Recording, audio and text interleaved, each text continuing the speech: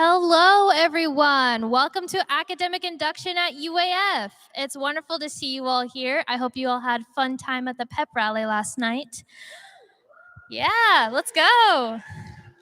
Academic Induction is kind of the opposite of graduation. It's one of the bookends of your academic career here. If graduation is the end, Academic Induction is the beginning.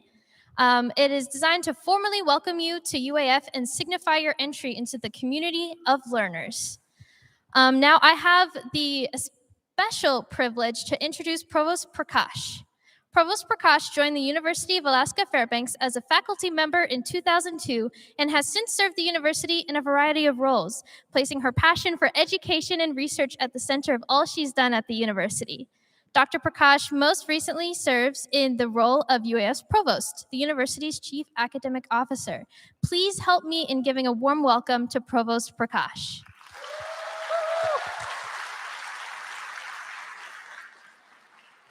Well, thank you, everyone. Can you hear me clearly at the back? No? Do I need to speak louder? All right. Is there a way I can make this louder through technology? Or are you just joking? That's okay. There's value in humor. Can you hear me now? All right.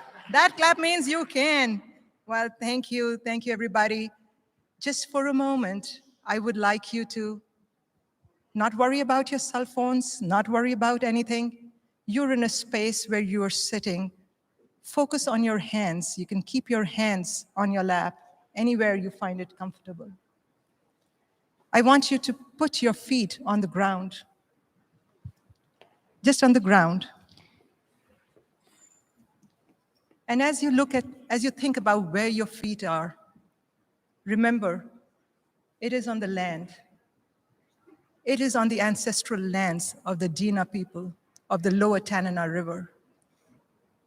And at the University of Alaska Fairbanks, we always acknowledge the ancestral lands of the Alaska Native people on which this campus resides. Again, the lands that you are on is the ancestral lands of the Dana people of the Lower Tanana River.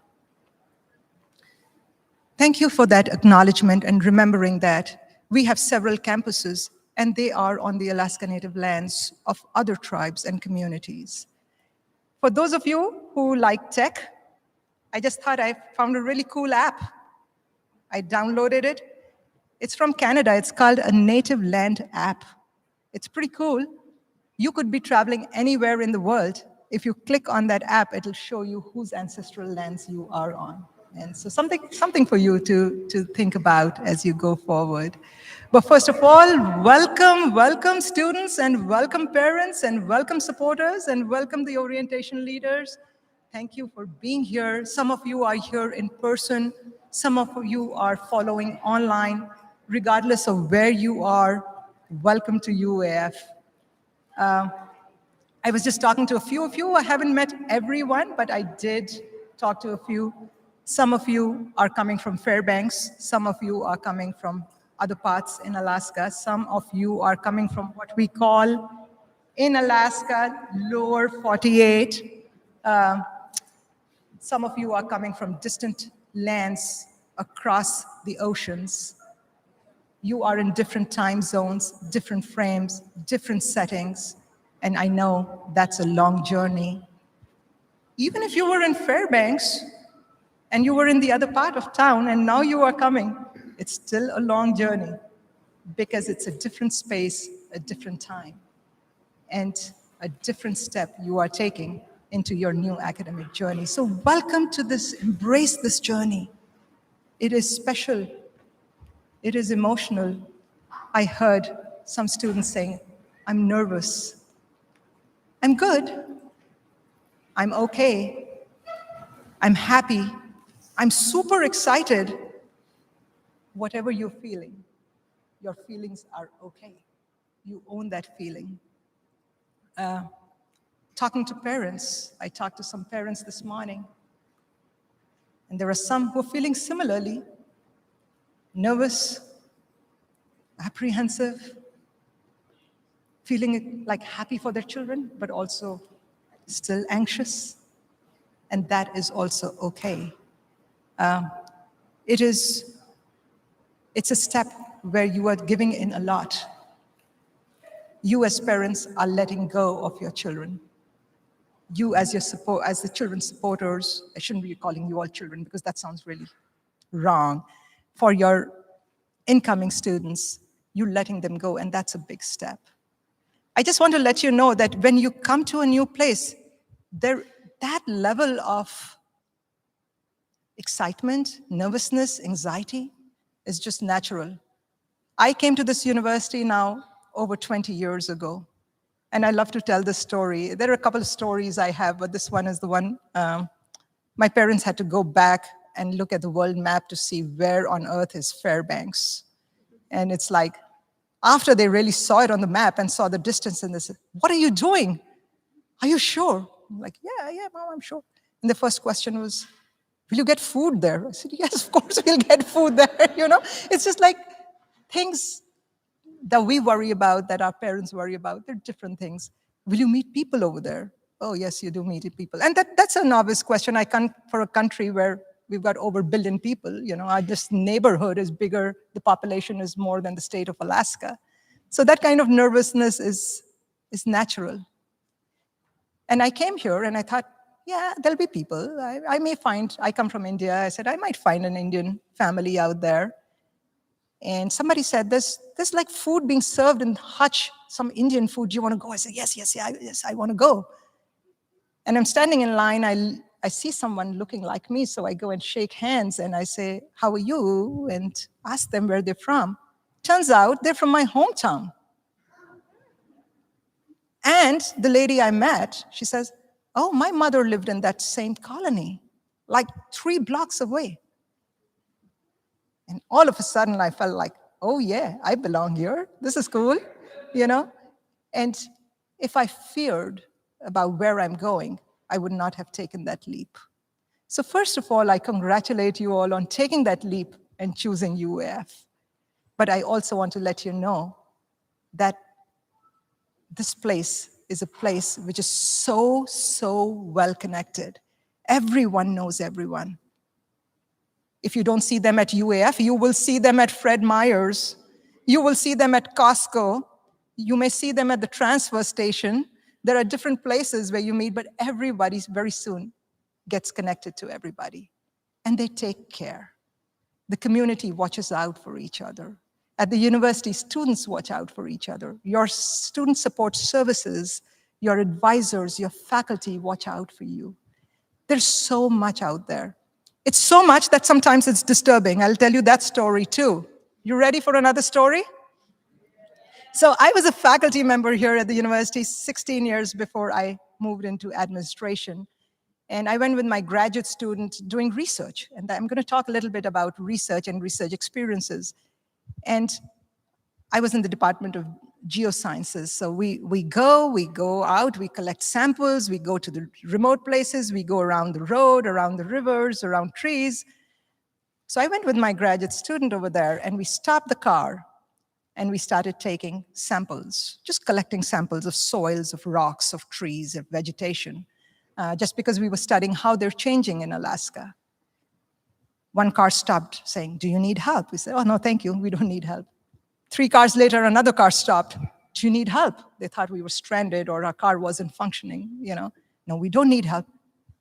It was constant. We couldn't do our work because everyone was stopping, and then we had to take this like white paper we had and stick it with duct tape, very Alaskan style, and saying, "We are okay, we do not need help," And so that's the place you have come to. So for students and parents, I hope I am able to calm down a little bit of that obvious anxiety that you might have. This is a place where we always say not only that you are welcome, you belong here. You belong here. This is a place of no judgment. Every student, every interest, every gender, every orientation, every skin color, every language, you're welcome. You belong here. This is a place for you. Our faculty at UAF, and you'll hear from some of our faculty very soon, are super cool. They are so approachable. So never be intimidated about reaching out to a faculty. We all cook with the same water, as we say. And I was talking to Ashlyn, who's our ASUAF student governance president. You should meet her. Ashlyn, where are you? Can you just stand up and be recognized? Ashlyn is over there. And I said, what was so cool for you when you came here at UF? And she said, I didn't know that you could just go up and talk to faculty. They're so cool. You can just talk to them. And that's true. And you know what? We get paid for that. So it's pretty easy, it's just we are doing our job, and it's a fun job. It's a fun job over there. But as you come over here into your academic induction, I do want to talk about academics and about the opportunities and about research and all that stretches from here in your journey at the university. Just this semester, I look at numbers, everything, every day in my job. Again, you'll find many acronyms: bursar, registrar, provost. Those are fancy names. I'll just tell you what it is. You'll very soon get accustomed to what it is. Bursar is one who just helps you with your finances, payments, fee payments. It's just like a chief fee officer. Your registrar is like, as Owen Guthrie, our student affairs vice chancellor, said this morning, nothing. It's just a minister of records.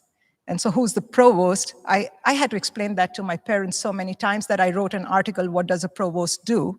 Because it's not a term everyone understands. But I do oversee a lot of your experiences, especially your academic experience. So everything that is right from one course, one syllabi that comes to your desk, it does go through my approval.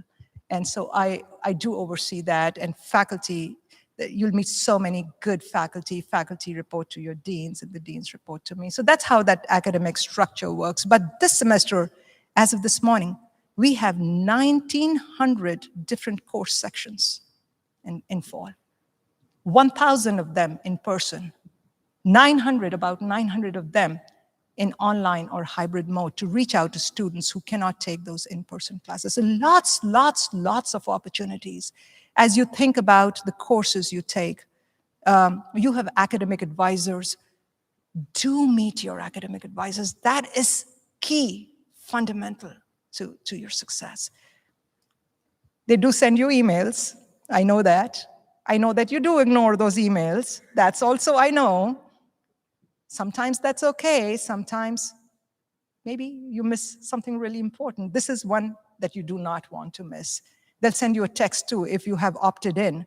So I have told them not to bombard you with texts, but if you are the kinds who doesn't check your email frequently, but relies on text messages, then do opt in for getting a text message, because you can always opt out later if it gets annoying, but you will not miss those important pieces of information that way.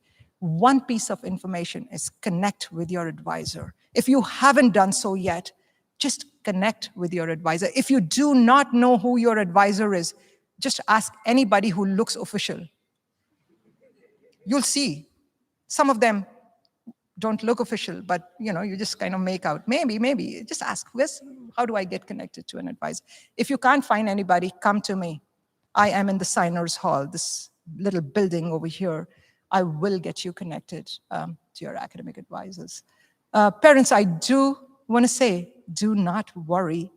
I mean, there's a little worry. That's your job. You're a parent. But do not overly worry about your children, about your students. They are finding their path. They are carving their path, and they will find it. And there is a lot of support structure over there to help them. I also said this morning to another group, we have 53% first-generation students. 53%. That's a majority of our students are first-gen students. And we have different support structures for our first-gen students. First-gen students are students whose both parents did not complete, never went to a college with a 4-year degree, for a 4-year degree. And so they are the first in their family. I call them their trailblazers. 53% of the students over there, the fastest growing population over there. And we have support services like student success services. For rural students, we have rural student services and many other opportunities for you. But one thing we do take great pride in is our research at UAF. We are aspiring to be a tier 1 research university. We are so close. We meet criteria in many, many areas and just are at the brink of that criteria. What does that mean for you? What it means is that every student going through a 4-year undergraduate program will have the opportunity to be engaged in hands-on experiential research. Whether it's through a capstone, whether it's through an internship, whether it's through working directly with a faculty member, whether it's research in the lab, whether it's research outdoor, whether it's a creative activity that you're working in music, in theater, in art, you will have that research experience. That is something that we invest in, and that is one thing that we connect. And we have an Office of Undergraduate Research and Scholarly Activity. We love acronyms, love acronyms. URSA, that's the acronym, Undergraduate Research and Scholarly Activity. Bookmark their page, look for opportunities. They fund you to do research. And you have to put in an application and you get that. Whether you want to do research in marine sciences, in biology, whether you want to work with muskox, whether you want to work with fish, whether you want to sing, whether you want to take part in theater, whether you want to do an art project, whether you want to go to a volcano and see how it erupts, regardless of what you want to do, there is someone who is doing that research and there is a path forward for you. Talk to faculty, connect with faculty and advisors. I always used to say, keep your mind open and learn, learn, learn. Take something that you never thought you would take. I've changed my stand on that a little bit. I think sometimes to learn, sometimes you have to unlearn also. There are things that that are so rooted in our mind because we have been taught like that sometimes to learn, we have to unlearn some things, because what we learned in the past, some of those things might be okay, some of those may not be okay. From the culture where I come from, asking for help is not what you did as such. And so for me, it was very difficult to ask for help because it was like, you don't have to ask, you can do it. And so that is something that I had to unlearn. I had to unlearn and learn that it is okay to ask for help. I also would say it's not okay. I think it is important to ask for help. And why I say this is because in your journey going forward, you will have ups and downs.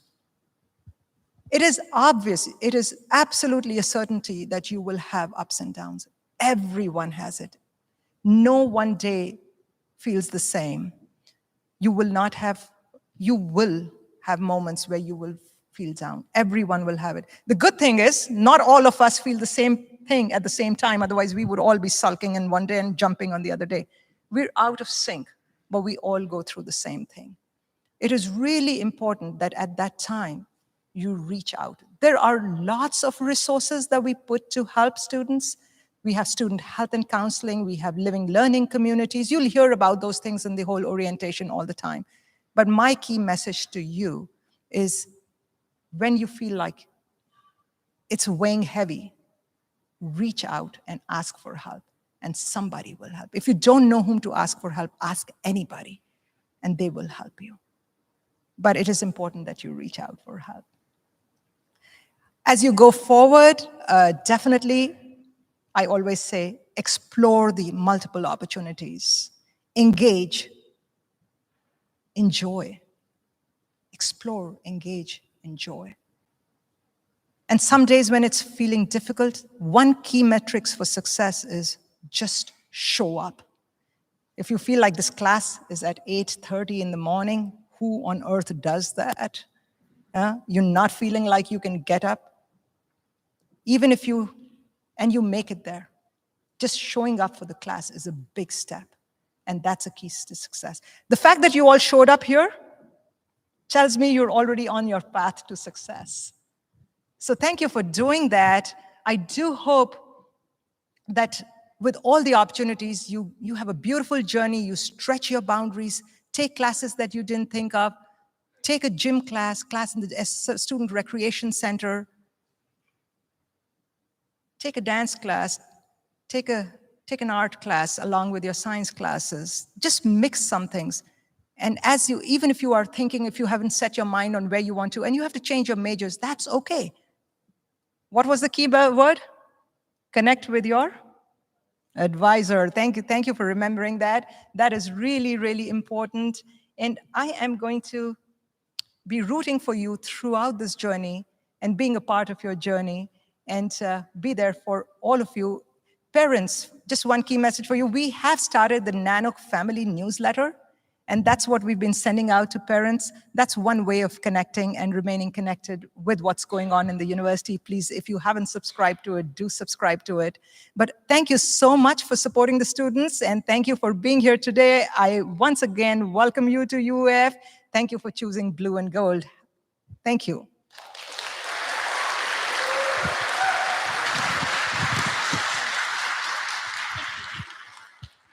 All right. Thank you, Provost Prakash. Next, I have the honor of introducing our next speaker, who has served the University of Alaska Fairbanks with distinction since 1998. Her multifaceted investigations have made her an international leader in climate research. She has earned bachelor's degrees in mechanical engineering and Russian from the University of Pittsburgh, and master's and doctorate degrees in atmospheric sciences from the University of Wisconsin-Madison. At UAF, during just the past 5 years, she has published 57 peer-reviewed papers while leading or co-leading research projects with grant funding of nearly $24 million. Her wide-ranging efforts include the creation of high-resolution climate data across Alaska, development of methods to predict sea ice extent, explanation of changes in tundra vegetation, and creation of methods to seasonally forecast wildland fire conditions, all of which contribute knowledge that are useful to scientists, resource managers, and industries. Please help me in welcoming Dr. Uma Bhatt.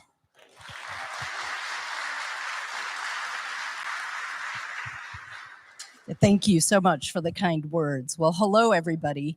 I'm a little intimidated to be up here. Can we go to the first slide, please? So, my name's Uma Bhatt, and I want to acknowledge that we are on Trothiada, the traditional homelands of the Lower Tanana Dene people, and I express gratitude that we at UAF benefit from the long stewardship of these lands. Welcome to your first year in college at UAF. This is an amazing place to live and learn. Sometimes when you live somewhere for a long time, your appreciation grows fuzzy. And this past summer, 2 friends of mine from high school came with their families and visited Alaska for a couple of weeks, and I'd really not gone around Alaska for a while.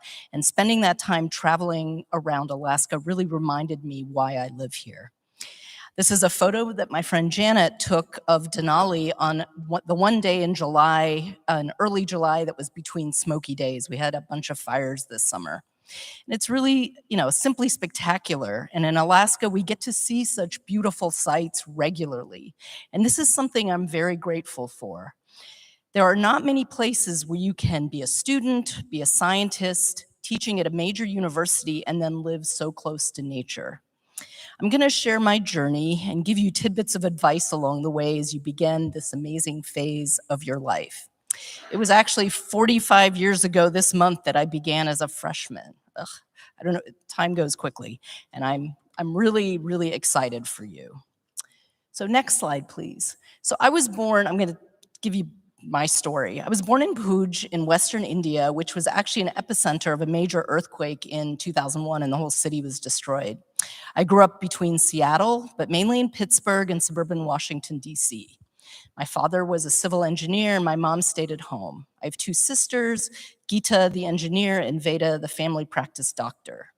Pittsburgh was really a wonderful place to grow up, partially because people were very nice. And they were very genuine. And that was certainly something for me that helped me flourish. And there are many people that I've met along the way growing up, and I learned so much from them. So kind of, you can learn a lot from listening and paying attention to bits of advice that people give you. So listen. Next slide, please. My husband, David Newman, and I met as undergraduates, and we have a son who's actually a member of this freshman class. So I identify with the parents who are feeling a bit emotional and confused as your child grows up. We have 2 dogs and 2 cats that add chaos to our lives as if we don't have enough. Next slide. So in my senior year, I'm going to give you kind of my professional journey. In my senior year of high school, I only applied to one place, and that was the University of California, Berkeley, and I didn't get in. So I applied in late April to the University of Pittsburgh with the intention of transferring, but I never did because I fell in love with it. And not getting into Berkeley felt pretty bad at the time, but it was honestly the best thing that ever happened for me. And so the lesson is, don't get disappointed for too long when things don't go right, because one thing I've learned is that you never know what's waiting for you around the corner. And I would not have met my soulmate, David, had I not gone to Pitt, and I don't know what my life would have been like. I majored in mechanical engineering to prepare for a career in solar technology. And I also double majored in Russian because sometimes I really needed a break from the engineers. It took me 6 years going full-time in summers to finish my degree, but the extra time was really worth it for me. I really enjoyed both of them. Next, since my husband and I had been, same slide, sorry. My husband and I had been in school our whole lives. We next joined the Peace Corps, and we were lucky to serve as high school teachers in rural Kenya. I taught math and he taught physics, and it really was a magical 2.5 years. Not a day went by when I did not experience something really new and different, and I suspect you will do something similar at university. From seeing deadly snakes to amazing weather phenomena. But really the most impactful part of being in Kenya was the East Africa drought of 83 to 85, where we experienced how much it impacted our students who came from farming families and they couldn't pay their school fees and go to high school. So that made, change my career plans, and I wanted to work on prediction of drought in the tropics. We applied to graduate school, and there were 2 places we both got admission, University of Wisconsin-Madison and an unnamed, very prestigious school. When we visited the unnamed school, we both were told by the faculty that we'd wasted our time in the Peace Corps and that we'd never amount to being good scientists. We left that place feeling pretty sad and wishing we'd stayed in Kenya. But we visited Madison a few days later, and the reception was so different. The professors thought that the Peace Corps was really an amazing growth experience, and they felt like it would really help us. And we kind of knew that we had found a place where we fit. So my advice is not to let only prestige dictate your choices. Think about finding an environment where you can grow and flourish, one where you fit in. So my husband finished his PhD first and got a great position at Oak Ridge National Lab. So I finished my PhD from my rural Tennessee home. And that was really one of the hardest times in my life as a graduate student, to be working alone. But with the support of my husband, my colleagues, and my advisor, I got to the end and I got my PhD. And my piece of advice is sometimes we have to experience real hardships in our life to really learn about ourselves. And when things are going great, you don't often reflect enough. And so I learned then that I really wanted to do research that involved a team. I really wasn't the type of person who liked working alone and just doing my own thing. So that really kind of drove a lot of my choices that I made later. I next did a postdoc at a place called COLA outside of Washington, D.C. during the 97-98 mega El Nino. This was a really exciting time to be at the center because they specialized in El Nino forecasting.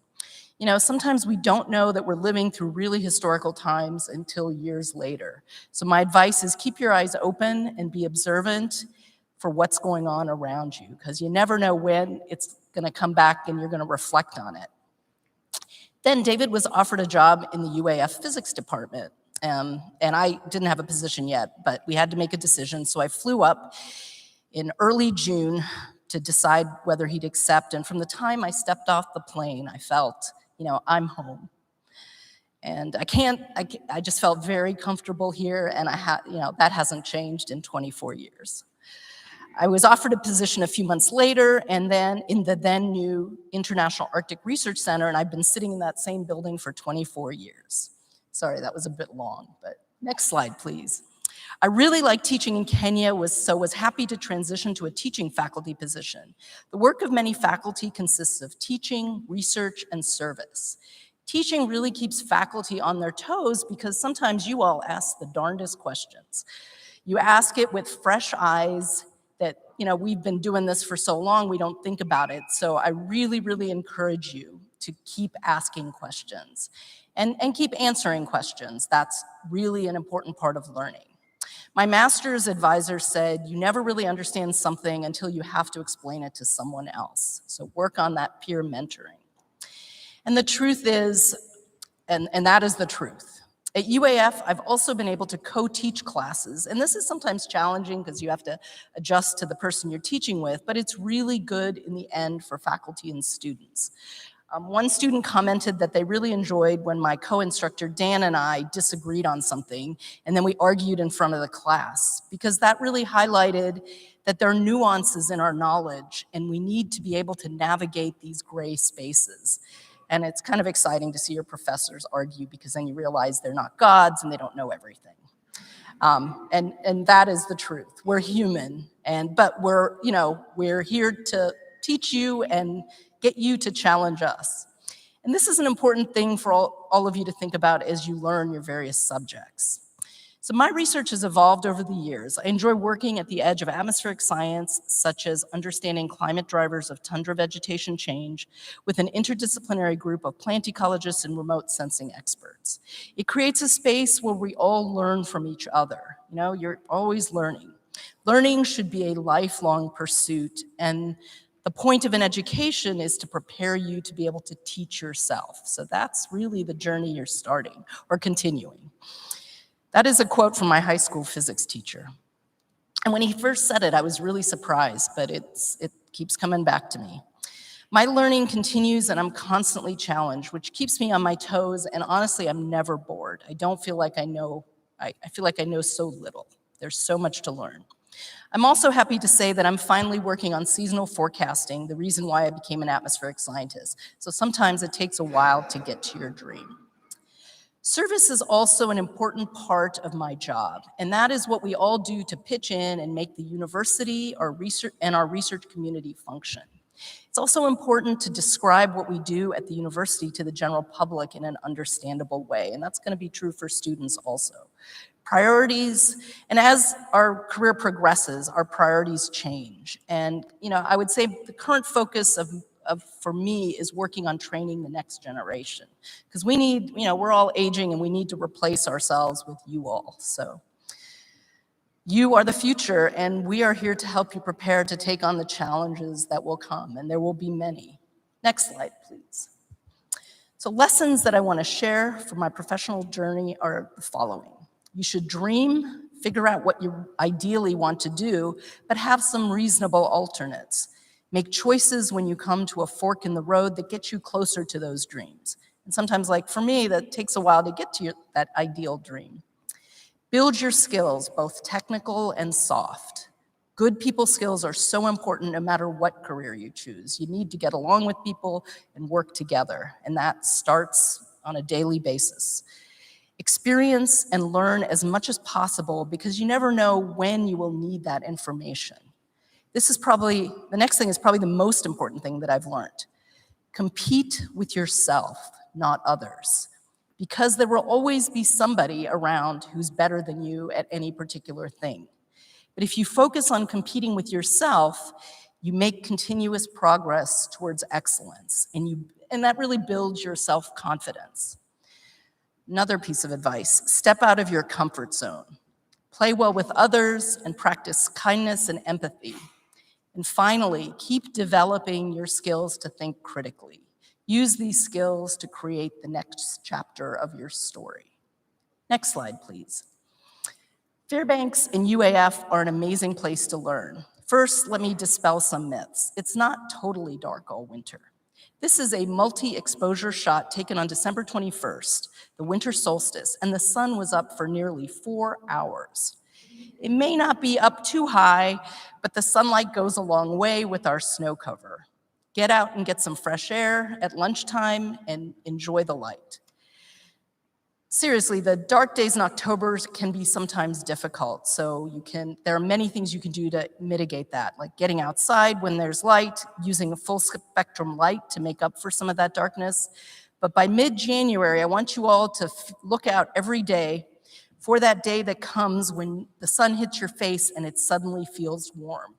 And then you know that it's only up and the light will continue to increase. Again, you have to look at things positively in life to get us through.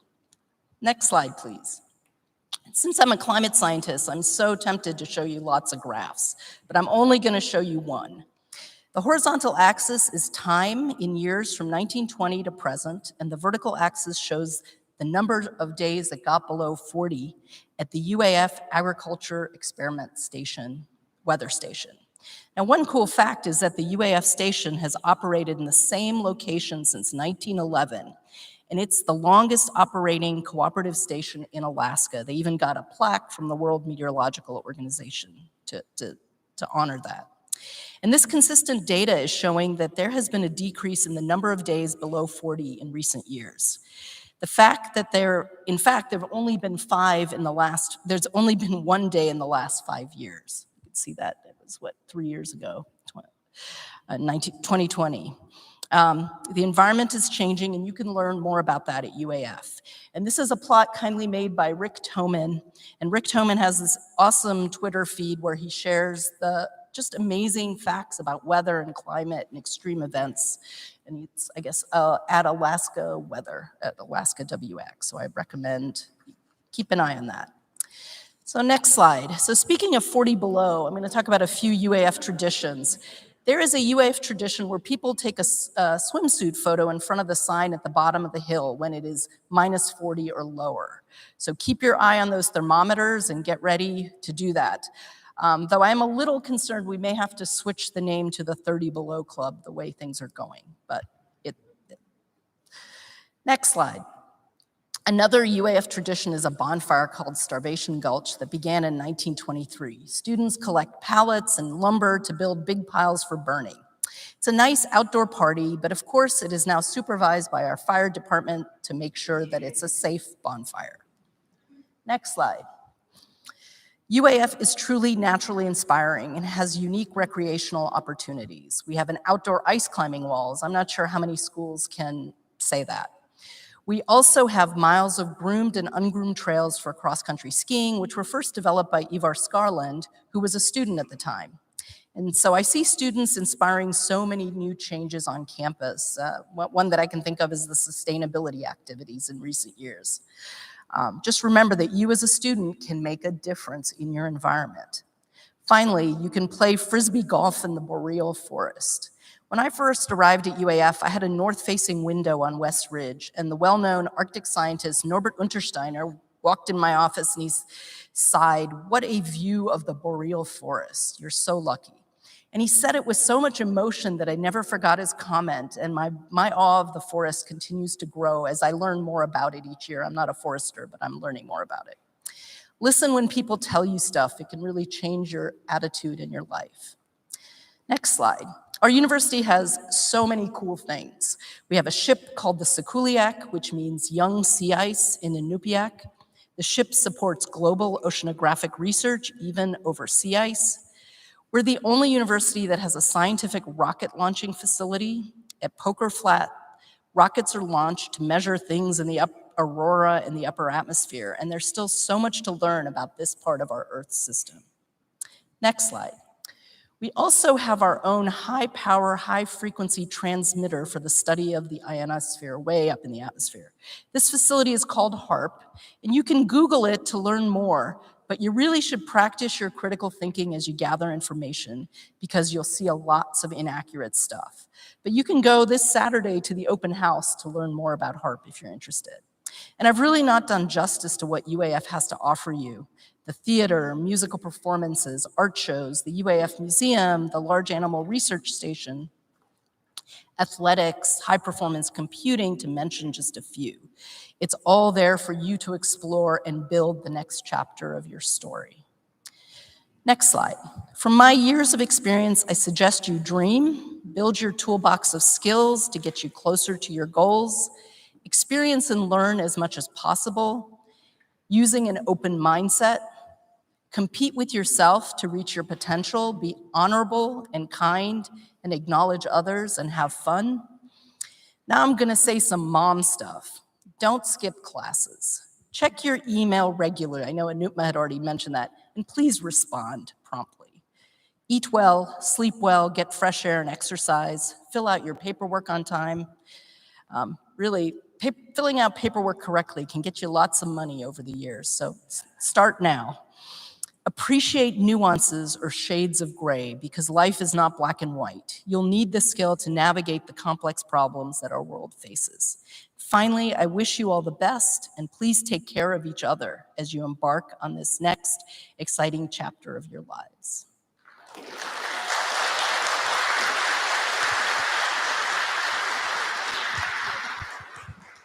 All right, thank you, Dr. Bhatt. Now, one of our last speakers of the day, I have the pleasure of introducing my friend and coworker. Please help me welcome your student speaker, Assistant Resident Director, Hannah Stern.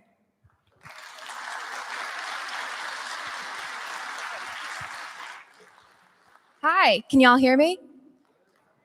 Oh, thank God. Okay, I was worried about that. Anyways, as Weatherly just said, I'm Hannah. I'm an assistant resident director here. And as you can see from my not professional photo, I didn't realize that was part of the memo, but I'm currently here at UAF. I'm a student here, a junior, and I'm pursuing a Bachelor of Fine Arts, which I will be the first one to tell you was not where I expected to be when I first got here. And the same thing can be said for my career here as an assistant resident director. I frankly didn't think I was going to be working, period.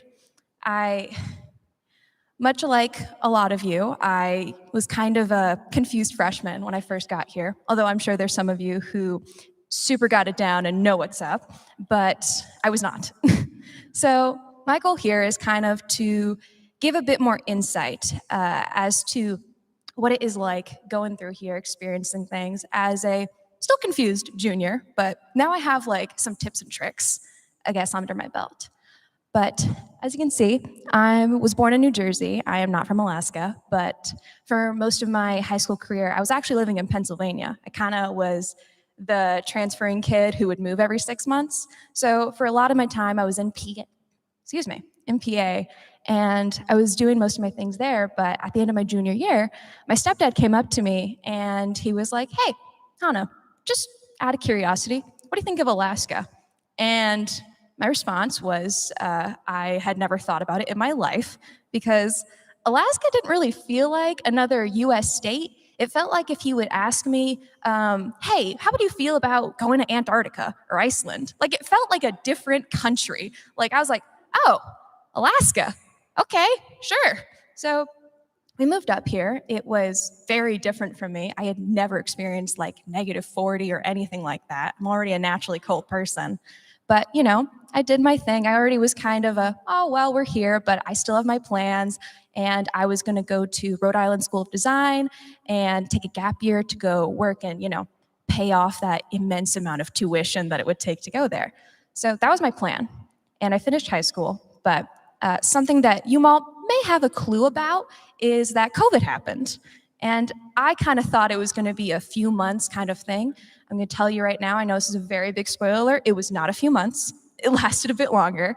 But I thought during that time, I should probably, you know, get a jump start on my degree. There was a local university, should try it out. So I applied to UAF. I originally went in as a psychology major. That did not last. And I was having a good time. For the first few weeks, I met a freshman friend group. We were all like, we're going to be best friends forever. That will not happen. You will make 2 really good friends out of it, promise you. But I met them. I was having a good time. But as I was doing my classes and, experiencing new things, I realized I had made a mistake with scholarships. UAF wasn't a free school. I didn't have all the money that I needed for it. And I got an email one day saying, hey, we need money. And I went, shit, I don't have that. And I was freaking out, didn't know what to do. I didn't have the money, and it wasn't like my parents could help, bless their hearts. And I got lucky. I was lucky that I'm a very neurotic person, and I have been saving my money since like the dawn of time. So I had enough to pay off for a little bit, but it wasn't going to be enough for the entire semester or the rest of my career here at UAF. So I freaked out a little, didn't know what to do, but I decided I had to go work. I had to start working. So I was kind of a freshman freaking out, and I realized I didn't have a car. I couldn't go work at Fred Meyer's. I couldn't go off campus, do something like that. So it had to be on campus. And I got the job at the campus cash, which is at MBS, and I was in Moore. I was like, oh, I can work down there. That's fine. I don't have to have a car. I can just go down there every morning. And I'm grateful for the job. I really am, because without it, I wouldn't be here today. I needed the money. But when I was working down there, I spent every waking moment either at my classes or I was working, or any little free time window I had, I was doing the very basic needs that I needed to do of survival. I was either sleeping, getting a shower, eating. I didn't see my friends anymore. I wasn't living. I just felt like I was surviving each and every day, hoping that I would make enough for the term or for the next week. And I was planning out what I was going to do. I remember I was one time at my shift, and I was the only one there, and there was a crowd of people who were just over 10 people going outside the line from the cashier bit. There was a dozen Grubhub orders ready to go, and there was an old man who, bless his heart, decided to come in my line and wag his finger and go, "Where's my espresso?" And I just remember looking at him thinking, I could just leave right now. What would they do? But I held back. I did. I decided to do my day of work because I needed the cash. But it was a thought where I was like, what if I just not? What if I just go? I'm not doing this anymore. And I remember when I got to that point, that's when I started to look for other options, because I was, and I still am, very much so the kind of person where if I think I can physically do it, I will do it. Even if I know it's gonna I'm gonna kill myself through doing it the entire way. If I know that I can breathe at the end of the day, I did it. That's not healthy. You need to live. So I tried to find a job that would allow me to do so. And luckily for me, I found the RA job. I saw that a lot of my friends were applying, so I saw that it would help a lot of my issues. I saw that I could get free housing, a discount on the meal plan. And although I didn't really know what the job entailed, I wasn't necessarily excited about, I'd talk to residents, make a community. That sounded nice. That sounded like a great time. But my mind was focused on the fact that I could live. I could get the job and at least just live and be comfortable. I wouldn't have to be freaking out every day. So I applied. And originally, I didn't get it. I was waitlisted, and I was devastated. I didn't know what to do. I figured I would just have to go back to the cash, and I made a whole itinerary of how much money I needed and how many hours I would have to work, and I realized I barely had any free time for myself. But I said I was going to buckle down and do it because I was finishing my bachelor's degree. I was getting that done with in this time that I had during COVID. But I got lucky. Someone ended up dropping out, so I got the job. And I remember being over the moon that I wouldn't be freaking out every day or feeling like I had no time for myself to do anything. I couldn't even sit down and play video games once in a while. It was just do the basic tasks. I was so excited that I could live again. And I was very excited about that. Got the job. It was great. But the thing is, the timeline of how I got the job was someone dropped out mid-training. So there was like a good half of the training that I just didn't get and I had to do while already on the position. So I got in there, I moved to the new dorm, I settled in, I was so excited, and I felt like I was so unprepared. I felt like I was thrown in the deep end and I just couldn't swim. I remember there was a time where I was dealing with this situation and I was talking to UPD and I just had the thought of, why are they talking to me? I don't even understand what's going on here. And I fixed it up. I tried my best with the whole time, but I remember feeling so lost because although my supervisor and my coworkers, most of them were good and genuine people, and I respect a lot of them, I just, as coworkers and a supervisor, I felt like I couldn't talk to anyone. I couldn't go to them because I felt like I'd be losing if I told them I had any issues, as if they would catch me in the act if I didn't know what I was doing and that I'd lose my position. And I was terrified of that happening. I felt like it would be beneath them to hear me talk about, hey, I don't know what the hell I'm doing. Please help. I was terrified to ask that because I thought that I would just lose my job. It freaked me out. And that wasn't good. But I eventually, through experience, through the job, I figured out what to do and I felt more confident in my shoes.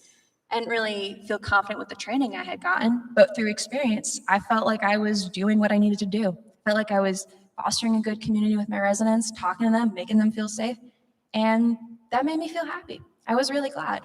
And things were going up, and at that time, I kind of realized COVID has been going on for a minute, and it doesn't seem like I'm gonna be leaving the state as a few months turn to a little over a few years.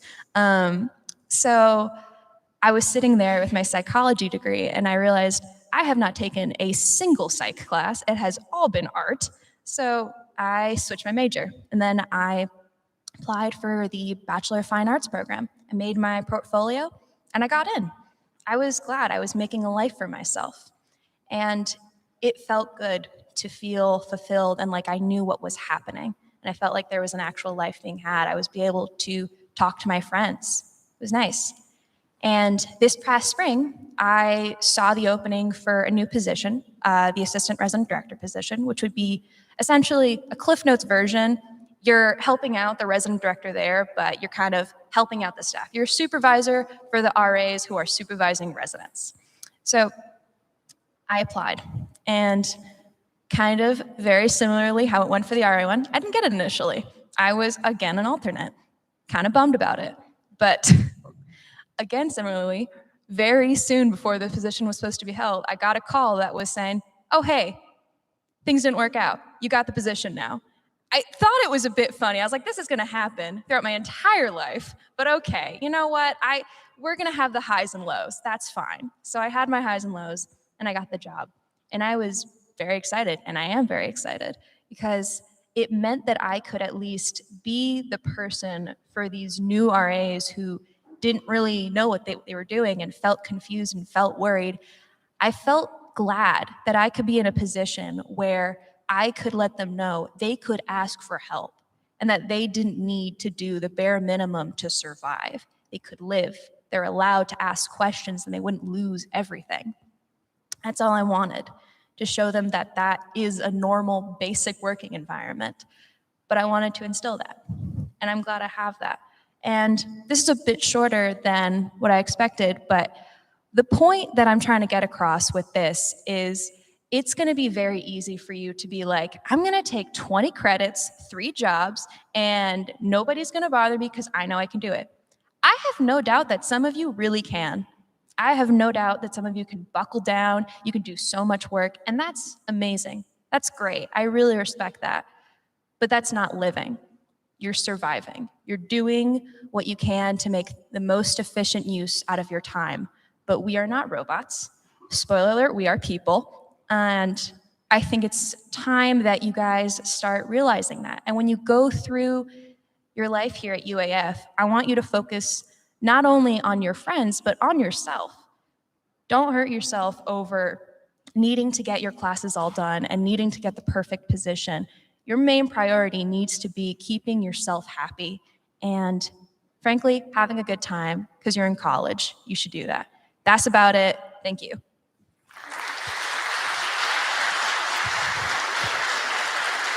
Thank you, Hannah, for those wonderful words about perseverance, living life, and being able to ask for help. Now I would like to invite the provost to join me back up on the stage to introduce and recognize the students of each school and college at UAF.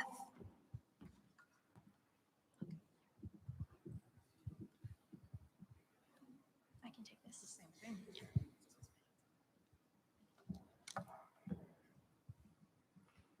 Thank you. So during this part of the program, students entering each school, college will be asked to stand to be recognized. College of Engineering and Mines. The College of Engineering and Mines offers a challenging academic experience that will allow them to contribute, compete, and succeed in the fields of civil and environmental engineering, computer science, electrical and computer engineering, mechanical engineering, mining and geological engineering, and petroleum engineering. Will the students entering the College of Engineering and Mines please stand to be recognized?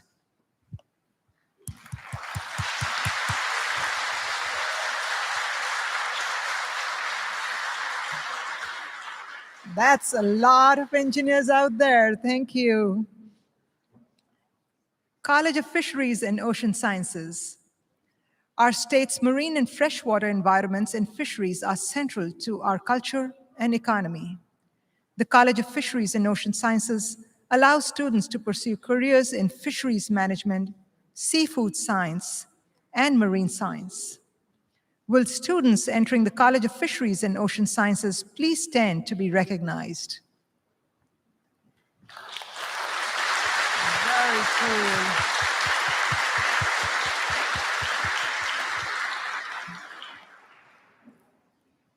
College of Liberal Arts.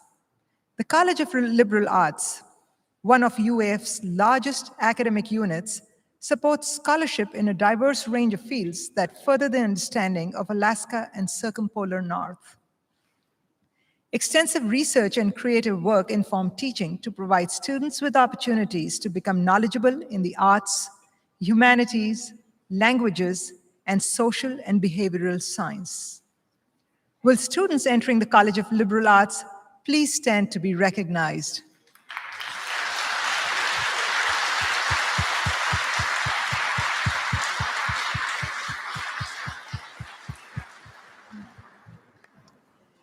College of Natural Science and Mathematics.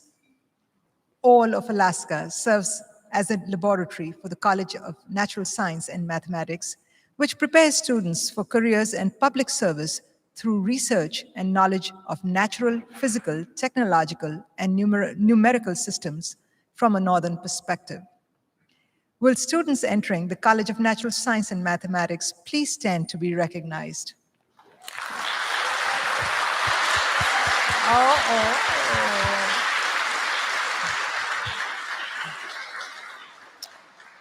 Phenomenal. College of Rural and Community Development, Department of Alaska Native Studies and Rural Development. The Department of Alaska Native Studies and Rural Development increases cultural awareness and strengthens leadership capacity for rural and indigenous communities in Alaska and the circumpolar North through programs that place indigenous knowledge and ways of knowing at the center of student learning. Will the students entering the College of Rural and Community Development, Department of Alaska Native Studies and Rural Development please stand to be recognized?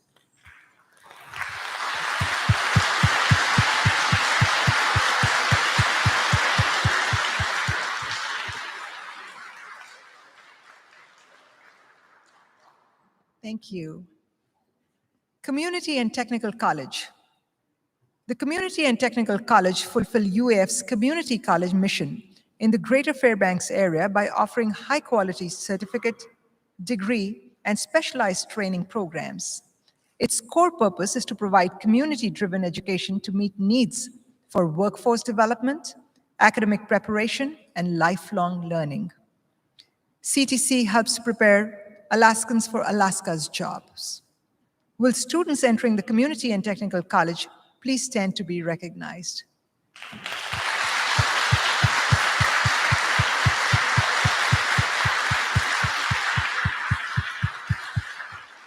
Thank you. Division of General Studies. The Division of General Studies supports students as they explore academic programs and potential future careers through holistic advising. Anyone from Division of General Studies? Excellent, thank you.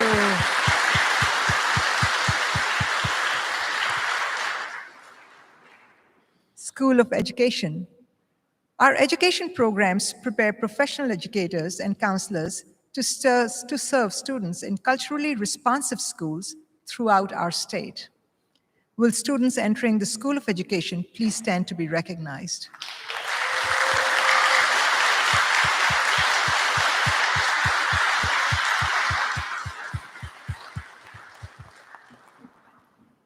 College of Business and Security Management.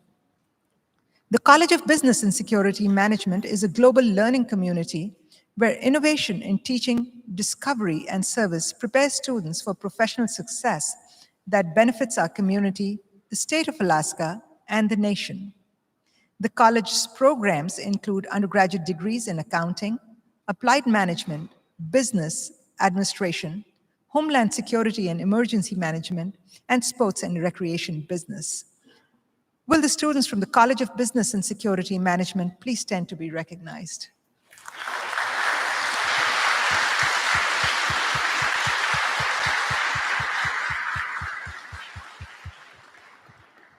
If there are any incoming students who did not stand up for any of the colleges, you do belong to the Division of General Studies as undeclared students. And so if anyone had the opportunity not to stand up till now, please do stand up to be recognized and be a cohort of Division of General Studies.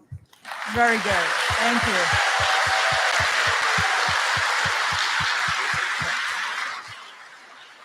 Thank you.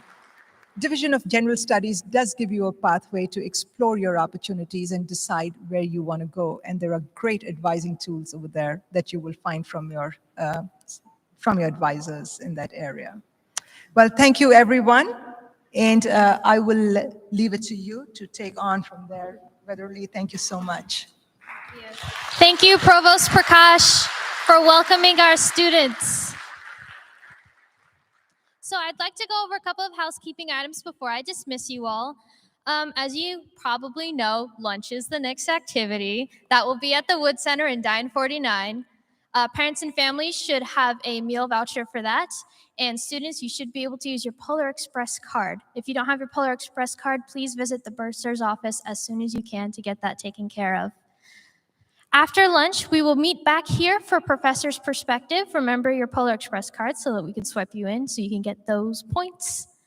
Professor's Perspective is a panel of professors that are here to answer any of your burning questions about academics.